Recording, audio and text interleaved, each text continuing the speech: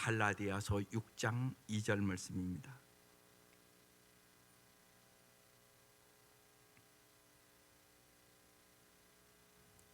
합독하시겠습니다. 시작. 너희가 짐을 서로 지라 그리하여 그도의 법을 성취하라. 아멘. 기독교 공동체를 세우는 습관, 지난주에 이어서 두 번째 말씀이에요. 공동체, 먼저 여러분의 가정 공동체는 정말 믿지 않는 사람들의 가정과 다르세요. 그 다음 우리의 교회 공동체는 세상 사람들의 교제와 다르세요. 우리는 공동체 하면 한 집에 함께 살거나 모종의 공동체를 결성하는 사람들을 생각하죠. 그러나 공동체의 관건은 함께 모여 있는 것이 아닙니다. 서로를 어떻게 대하느냐가 중요한 얘기입니다. 가정에서도 여러분, 부부가 서로 아름답게 사랑하고 섬기고 인격적으로 대화하지 않으면 그 공동체는 아름다운 가정 될 수 없습니다. 교회도 마찬가지입니다. 많이 모인다고 좋은 공동체입니까? 그렇지 않습니다. 인간은 서로를 위하여 창조되었고요, 하나님은 서로 베풀고 나누고 사랑하고 섬기며 살아라고 우리를 창조하셨습니다. 하나님의 진리에 기초할 때만 우리는 참된 공동체가 됩니다.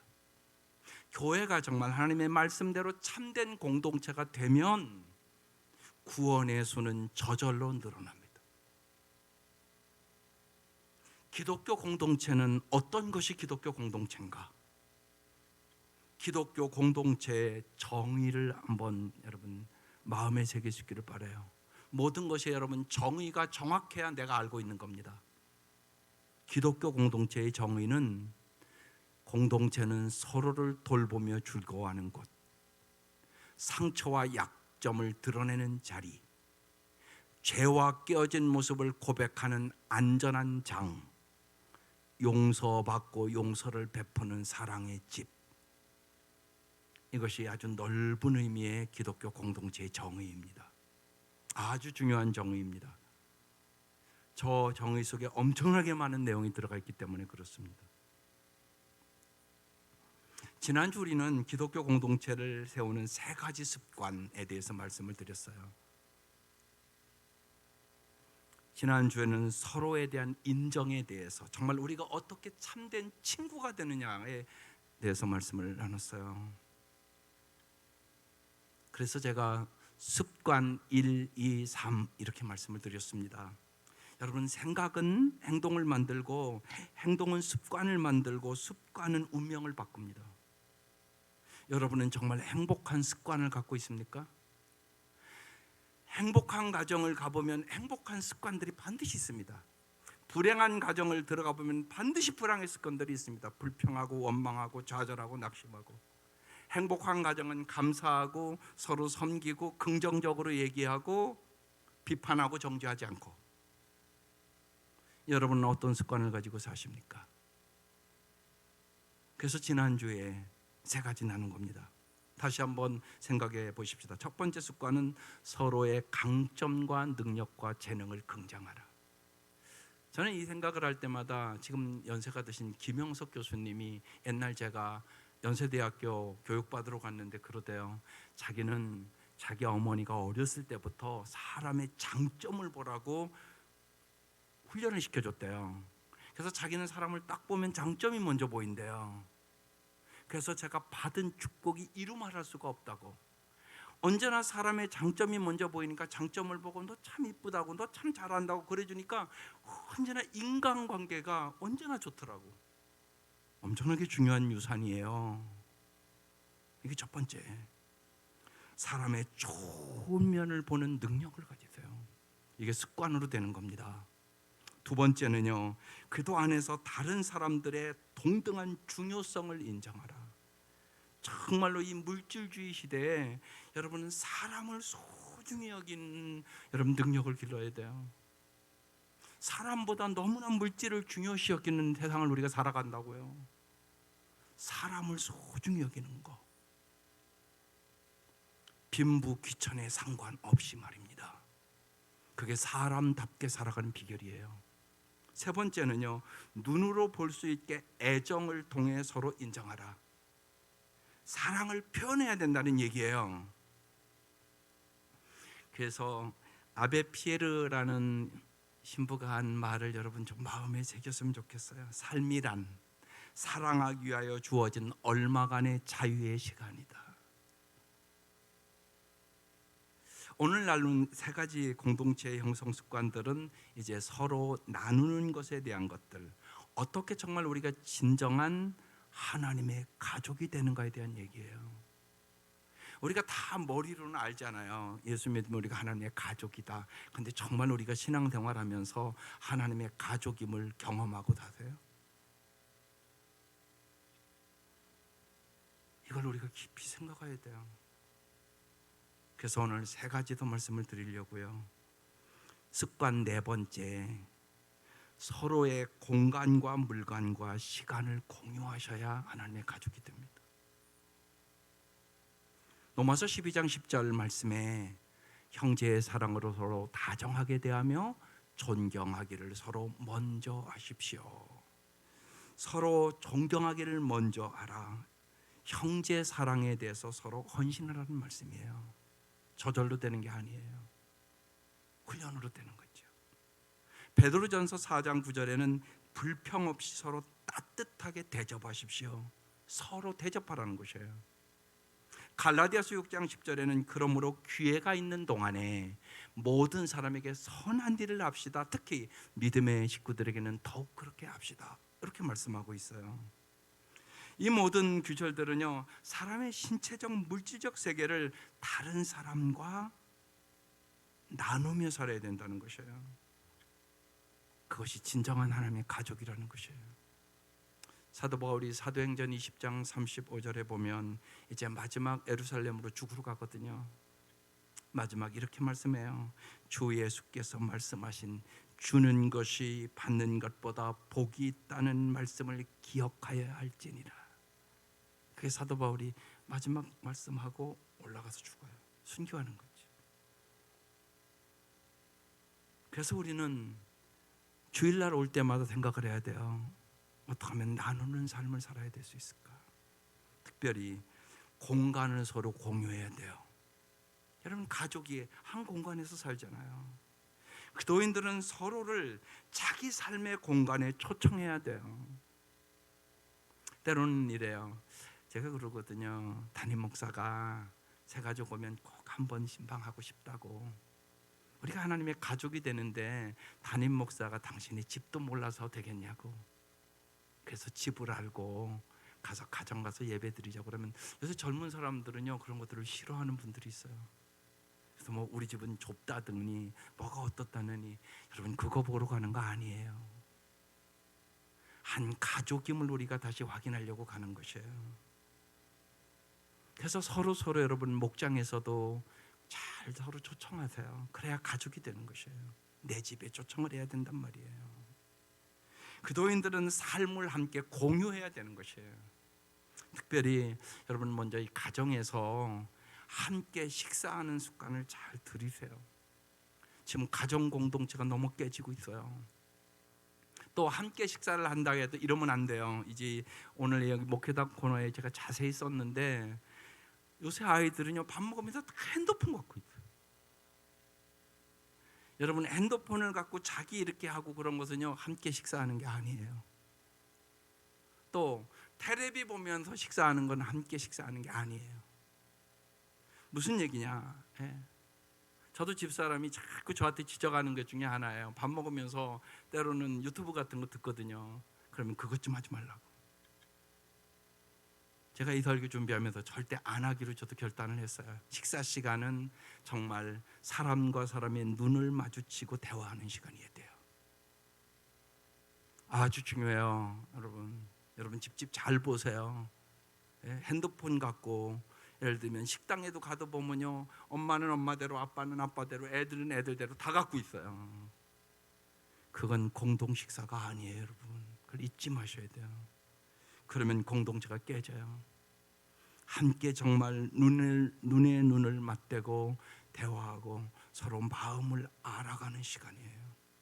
그래서 함께 식사하고 함께 공부하고 함께 놀고 함께 기도하고 여러분 함께 하는 것을 포함해요.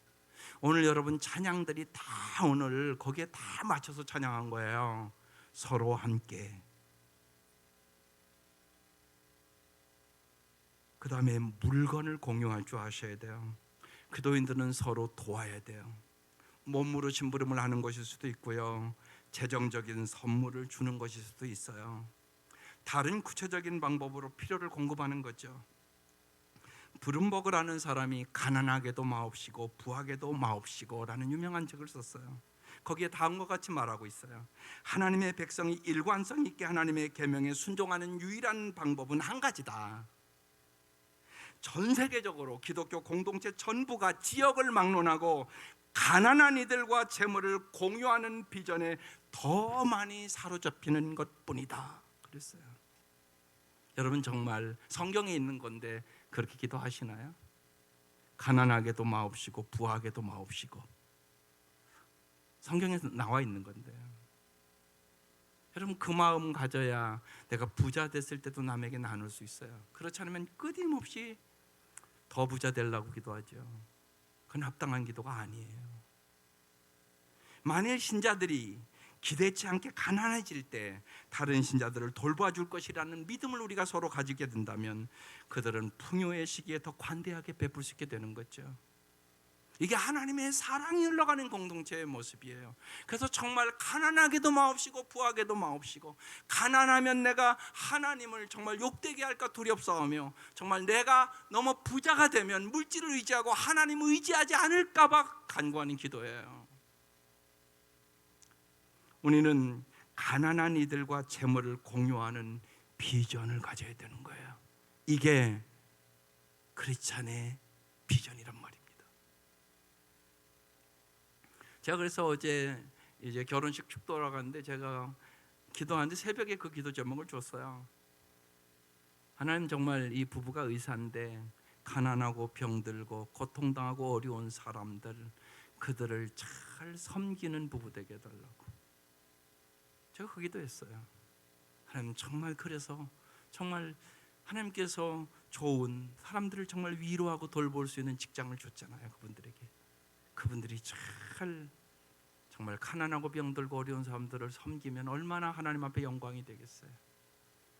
가난한 이들과 재물을 공유하는 비전을 가지고 기도하시기를 바랍니다. 또 하나는 공동의 시간을 공유해야 돼요. 서로가 서로에게 필요할 때 함께하는 사람이 되는 것이에요. 여러분 생각해 보세요. 세상에 슬픔을 만났을 때 아무 말로도 위로 안 돼요. 아니, 천국 갔으니 괜찮다고요? 안 괜찮아요. 함께 해주는 게 제일 중요해요.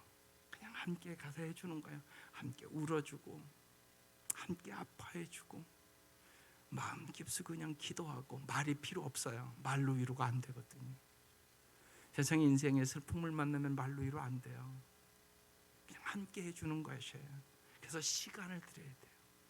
특별히 여러분 정기적으로 함께 만나는데 헌신하세요.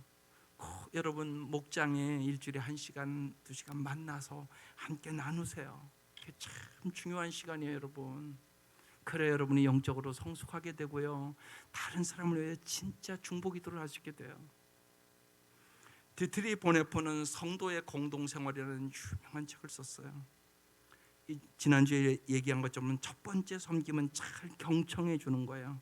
잘 들어주는 것만도 정말 잘 섬기는 것이에요. 두 번째 섬김은 기꺼이 다른 사람을 돕는 것이라고 그랬어요. 여기서는 무엇보다 그리 중요하지 않아 보이는 사소한 외적인 일을 겸손하게 도와주는 것이라고 그랬어요.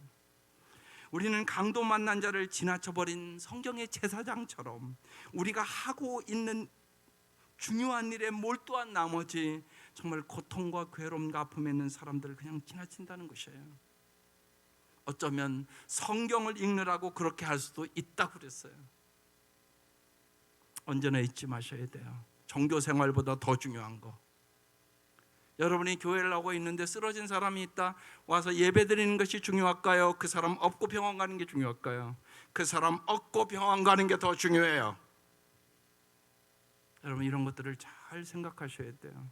그래서 공동의 시간을 공유하세요. 그래야 우리가 함께 울고 함께 기뻐하고 정말 함께 다른 사람의 아픔을 알 수가 있어요. 그게 진정한 가족이란 말입니다.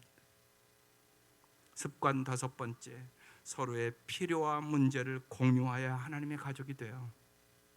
자원과 재산을 공유하는 것은 공동체 안에서 서로 아주 예민해지는 한 가지 방법이에요. 그런데 또 다른 더 중요한 방법이 있어요. 우리의 근심과 약함을 공유하는 것이에요. 그래서 한국 사람들은 이런 것들이 익숙하지가 않아요. 그래서 예를 들어서 여러분 만났다 칩시다. 어떤 사람은 무슨 일 하십니까? 그러면 썰렁해져요. 근데 우리는 그렇게 물어보는 경우가 많아요. 그렇게 물어보면 마음의 문을 열 수가 없어요. 한국 여러분 사람들 잘 아는 것처럼 비교의식 강하고요, 열대의식 강하고요, 우월의식 강하잖아요. 이렇게 물어봐야 돼요. 당신의 마음과 삶에 대해서 내가 듣고 싶다고. 사람은 누구나 마음의 어려움이 다 있어요. 그 마음을 얘기하라고 그러면요, 술술술술 자기 얘기를 해요. 그래서 다 잘 들어주기만 해도요, 잘 들어줘서 고맙습니다 그래요. 그래서 당신의 마음과 삶에 대하여 듣고 싶습니다 이렇게 얘기를 해야 돼요. 그러면 그 마음을 우리가 알아갈 수가 있어요. 여러분 가난이라는 것은 물질적인 가난만 가난 아니에요. 정서적으로 가난한 사람도 있고요, 영적으로 가난한 사람도 있고요, 육체적인 질병 속에 고통당하는 사람도 있고요. 여러분 사람의 마음을 들여다보면 다 가난한 사람이에요 여러분. 그러니까 정말 예수 믿고 내가 예수를 잘 알면 누구나 도와줄 수 있어요. 아무리 겉으로는 아주 번들어한 것 같아요. 근데 내면이 안 그래요. 그래서 우리는 상처받은 사람들을 찾아내어 그들의 필요를 지지하고 격려하고 용기를 줘야 되는 거죠. 그래서 서로의 필요와 진정한 문제를 공유해 나가야 되는 것이에요. 그것이 오늘 본문 갈라디아서 6장 2절의 말씀이에요. 여러분은 서로 남의 짐을 져어 주십시오. 그렇게 하면 여러분이 그도의 법을, 사랑의 법을 성취할 것입니다. 그 말씀이에요. 너무나 무거운 짐을 진 사람을 도우려면요, 먼저 가까이 가야 돼요. 그리고 그 사람의 처지에 서서 무게가 분산되게 짐을 나누어 져줘야 되는 거잖아요. 서로의 짐을 나누어진다는 것은 그 무게와 책임과 고통을 나에게도 실리게 하는 것이에요. 저 사람 얘기를 들어보니까 내 마음이 참 아프다. 내 마음도 저 사람이 저렇게 저런 문제를 가지고 고통당하는 걸 내가 몰랐다고. 여러분 그게 있어요. 여러분 목장에서 그걸 서로 알아야 되는 것이에요. 그렇지 않으면 그 목장은 형식적이에요. 그리고 그냥 가서 똑같이 예배드리고 가는 거예요. 여러분 이거와 목장이 다른 점이 거기에 있는 것이에요. 이 시간은 말씀 듣고 그냥 가잖아요 여러분요. 나누어야 된단 말이에요. 오늘의 말씀을 듣고 나서 나에게 이런 일이 있었고 이런 아픔이 있었고 이런 슬픔이 있었고, 그래서 우리의 필요한 문제를 서로 공유할 수 있어야 이게 가족이에요. 근데 오늘 수많은 교회가 그렇지 않거든요. 예배만 드리고 집으로 가고 예배만 드리고 집으로 가고 서로의 마음을 공유하지 않아요. 이건 참된 교회의 모습이 아니에요. 주님은 그런 공동체를 원하지 않아요. 서로의 필요와 문제를 공유할 수 있는 공동체. 그래서 공동체 안에서 살라고 말씀하는 거예요. 우리가 그도의 몸이라고 얘기를 하고 있는 것이에요. 데살로니가 전서 5장 11절에 그러므로 여러분은 지금도 그렇게 하는 것과 같이 서로 격려하고 서로 덕을 세우십시오. 서로 격려하라고 말씀하는 거예요. 근심과 약함을 서로 공유하고 그 사람의 처지에 내가 가까이 서서 격려하고 응원하고 서로 지지해 줘야만 살 수 있다는 것이에요. 그래서 여러분 사람 인자가 이렇게 쓰잖아요. 서로 세워줘야 된다는 얘기예요. 혼자는 못 쓴다는 얘기거든요. 특히 다른 사람의 약함을 도우려 하면서 정작 자신의 약점은 숨기며 도움받기를 거절하는 것은 일종의 위선이에요. 여러분, 모든 인간은 약점이 있단 말이에요. 모든 인간은 죄인이란 말이에요. 그것을 우리가 같이 나눠야 되는 것이에요.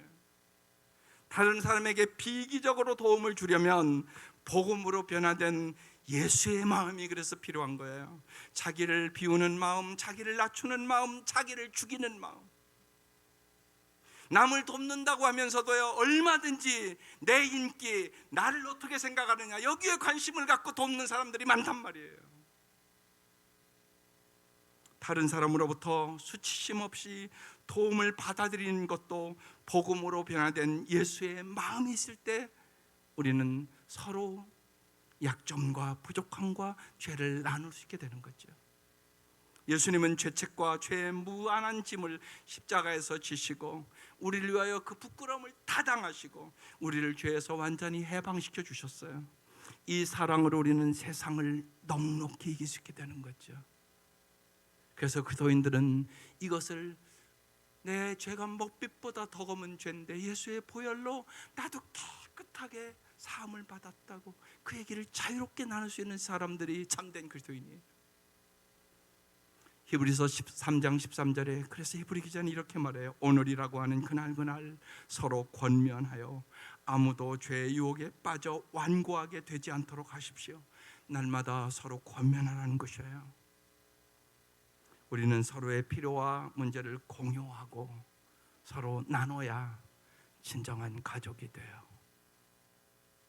마지막 습관 6번째는 서로의 신앙과 생각과 영성을 공유하셔야 돼요. 일치된 생각과 마음을 복음 안에서 개발해야 하는 거예요. 예수님께서 요한복음 17장 보면 마지막 십자가를 앞두고 하나 되게 하옵소서 그렇게 기도하세요. 그도인들은 성경을 서로에게 배우고 가르치고 서로 기도하고 하나님을 찬양하도록 부름을 받은 사람들이에요. 이 모든 것은 복음 안에서 신앙과 마음이 하나됨을 만들어내는 효과에 대한 것이에요. 에베소 4장 14절이야 이렇게 써놨어요. 우리는 이 이상 더 어린아이로 있어서는 안 됩니다. 목장마다 여러분 어린아이가 있으면 안 돼요. 근데 어린아이가 있단 말이에요. 그런 사람들을 잘 성숙시켜야 되는 것이에요. 우리는 인간의 속임수나 간교한 술수에 빠져서 온갖 교훈의 풍조에 흔들리거나 이리저리 밀려다니지 말아야 합니다. 이건 어린아이들이 하는 행동이에요. 우리는 사랑으로 진리를 말하고 살면서 모든 면에서 자라나서 머리가 되시는 그도에게까지 다다라야 합니다. 여러분 저게 없잖아요. 그러면 세상 교제와 다를 바가 없어요. 여러분 목장 모임도 여러분 잊지 마셔야 돼요. 목장 모임에서 자꾸만 자라야 돼요. 그도의 장성한 분량까지 사랑 안에서 진리의 사람으로 자라가야만 아름다워지는 거예요. 그 생각을 꼭 특별히 목자 목녀들은 꼭 가져야 돼요. 그 사람들을 아름답게 성숙시켜야 그 사람들이 자유를 얻고 평안을 얻고 풍성한 삶을 살아갈 수 있게 되는 것이에요. 온 몸은 머리이신 그도께 속해 있으며 몸은 갖추어져 있는 각마디를 통하여 연결되고 결합됩니다. 각 지체가 그 맡은 분량대로 활동함을 따라 몸이 자라나며 사랑 안에서 몸이 건설됩니다. 이게 기도인들과의 관계를 얘기하는 말씀이에요. 우리가 함께 성경을 읽고 함께 성경을 공부하고 토론하고 더 깊은 믿음의 일치에 이르러야 돼요. 어떻게 우리가 사는 이 시대와 장소에서 하나님의 백성답게 살아갈 수 있는지를 여러분 언제나 함께 나눠야 되는 거예요. 어떻게 해야 그렇게 될 수 있을까요? 여러분 예수 믿는 사람은 예수 믿지 않는 가정보다 더 가정다운 가정을 만들어야 되잖아요. 교회는 여러분 세상의 공동체와 다른 정말 교회다운 교회가 되어야 되잖아요. 어떻게 그렇게 만들 수 있을까요? 골로새 3장 16절에 이렇게 써놨어요. 그도의 말씀이 여러 교회 가운데 풍성히 살아있게 하십시오. 날마다 여러분 하나님 우리에게 말씀을 주세요. 사람이 떡으로만 사는 게 아니에요. 하나님 입에 나오는 말씀이 우리를 아름다운 인생으로 만드는 것이에요. 그래서 그도의 말씀이 너희 속에 풍성히 살아있게 하십시오. 그리고 온갖 지혜로 서로 가르치고 권고하십시오. 어린아이는요, 영적인 분별력이 없어요.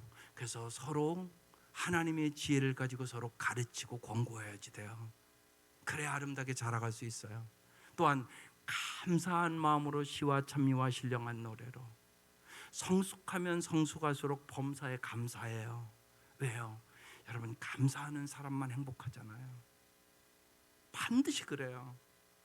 정말 범사에 감사하는 수준, 이건 신앙이 자라야 그럴 수 있는 거예요. 여러분, 이번 한 주를 생각해 보세요. 조금만 못만 당하면 금방 불평하고 원망하고, 힘들면 입술에서 아이고 죽겠다고 저절로 나오고, 더워 죽겠다, 힘들어 죽겠다, 뭐 자꾸 이렇게 말을 하잖아요. 부정적으로. 그렇게 습관화된 거예요. 그걸 감사하는 마음으로 바꾸셔야 돼요. 그 다음에 여러분 하나님께 마음을 다하여 찬양하십시오. 마음을 다하여 찬양하는 것이 참 중요해요. 여러분, 예배는 뭐냐? 하나님이 받으시도록 드리는 거예요. 예배를 보러 오시면 안 돼요. 설교 들으러 오는 거 아니돼요. 그걸 여러분 잘 아셔야 돼요. 예배는 드리러 오는 거예요. 내 몸과 마음과 물질을 드리잖아요. 주님 받아주십시오. 하나님이 모든 것 주셨습니다. 하나님의 은혜입니다. 하나님 감사합니다. 모든 것의 핵심은 감사예요. 하나님의 은혜로 우리 한 주 산 거예요. 그래서 하나님 앞에 감사와 찬양과 영광을 돌리는 거, 이게 예배예요. 하나님의 말씀에 순종하여 우리의 삶에 갖는 의미를 함께 이해하기 위하여 함께 일하는 것입니다. 우리가 함께 하나님의 말씀대로 살아가는 방식을 만들어질 때까지 우리는 함께 성경을 읽고 함께 가르치고 합당한 대화와 토론을 하면서 어떻게 하면 우리가 하나님을 기쁘시게 하는 삶을 살아갈 수 있을까? 여러분, 이것이 언제나 여러분의 목장에서의 주제예요. 하나님을 기쁘시게 하면 하나님 여러분의 삶의 풍성함을 언제나 예비해 놓고 있어요. 여호와를 기뻐하라, 그러면 내 마음의 소원을 이루어 주시리로다. 주님 우리에게 그렇게 말씀하세요. 로마서 12장 16절에 그래서 서로 한 마음이 되고 교만한 마음을 품지 말고. 여러분 잊지 마세요. 내가 다 할 수 있는 건 없어요. 지체라는 것은 보세요. 한 사람은 손이에요. 손이 다 알아요? 손이 볼 수 있어요? 못 봐요. 눈이 손 역할을 할 수 있어요? 없어요. 자기 역할만 하는 거예요. 요새는 더 전문직이라고 그러잖아요. 여러분 의사들도 다 하는 거 아니에요. 자기 전문, 더 깊이 들어가서 그런 시대가 됐잖아요.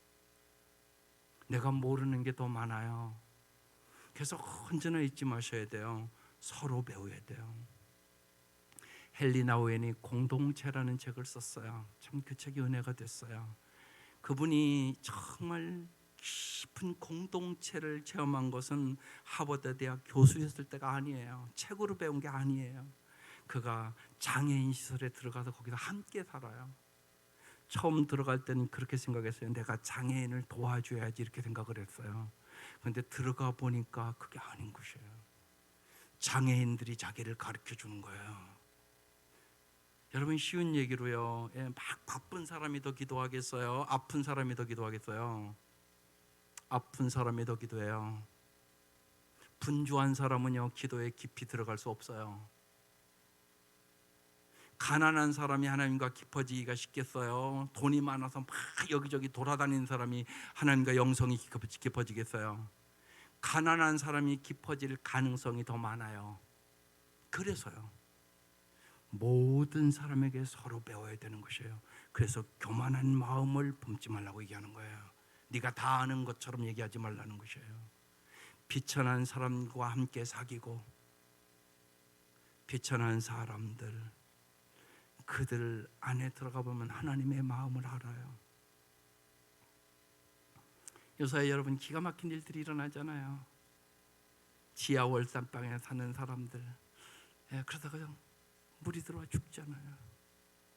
그들의 마음을 여러분 아세요? 우리는 아나요? 내가 편하면 몰라요. 그거 생각지도 안 해요. 그래요. 전 조금 알아요. 그거요. 왜냐면 우리가 저쪽 개척할 때 지하에서 개척했거든요. 아침에 일어나면요, 이불이 다 이렇게 젖어 있어요. 그래서 개척할 때 그랬어요. 여기서 살다가는 병들겠다. 그래서 아침에 일어나면요, 애들을 언제나 밖에 내보냈어요. 밖에 나가 놀아라. 그래서 조금은 알아요. 물이 차고 비가 많이 올 때는요, 너무나 꿉꿉해요. 아침에 일어나면요, 몸이 얼마나 무거운지 몰라요. 날마다 그런 곳에 사는 사람들, 여러분, 낮은 자리에 주님이 함께 하세요.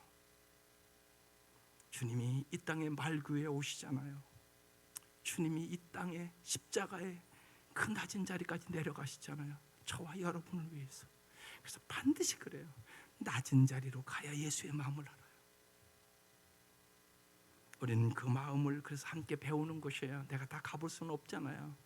그러니까 가난하고 병들고 어려운 사람들을 만나고 그들과 대화를 나누면서 우리는 예수의 마음을 배워가는 것이에요. 예수의 사랑을 배워가는 것이에요. 주님의 은혜를 배워가시는 것이에요. 나의 나된 것이 하나님의 은혜임을, 내가 이만큼 사는 것 하나님의 은혜임을 우리는 알고 더 감사의 사람으로, 그리고 정말로 하나님이 나에게 많이 배우겠다면, 많은 것을 주었다면 그것을 가지고 어떻게 하면 가난하고 병들고 어려운 사람들을 내가 더 배려하고 도와줄 수 있을까? 이것이 예수의 마음이잖아요. 그래서 서로 한 마음이 되고 교만한 마음을 품지 말고 비천한 사람들과 함께 사귀고 스스로 지혜 있는 제하지 마십시오. 내가 잘나서 잘된 거라고 생각하지 말라는 것이에요. 오직 하나님의 은혜로 네가 조금 남들보다 좋은 부모 만나서, 좋은 환경 만나서, 좋은 조건 만나서 네가 그만큼 산 거라고 스스로 네 지혜로 그렇게 세웠다고 생각하지 말라고 얘기하고 있는 것이에요. 오늘 우리는 하나님의 가족답게 살기 위해서 3가지 습관을 나눴어요. 서로의 공간과 물건과 시간을 공유하라. 서로의 필요와 문제를 공유하라. 서로의 신앙과 생각과 영성을 공유하라. 공동체 영성을 위하여 이 3가지에서 어떤 것이 잘 되고 있는지, 잘 안 되는 것은 무엇인지, 그리고 잘 되기 위하여 내가 개선하기 위하여 할 일은 무엇인가, 여러분 이것을 생각하셔야 돼요. 묵상하셔야 돼요. 그렇지 않으면 여러분 오늘 예배드리고 듣고 나가면서 다 잊어버려요. 그러면 삶은 하나도 변하지 않아요. 듣기만 하는 자는 모래 위에 집을 짓는 자예요. 하나님의 말씀을 듣고 행하는 사람만 반석 위에 인생의 집을 짓는 거예요. 정말 하나님을 기쁘시게 하는 삶을 살아갈 수 있게 되는 것이에요.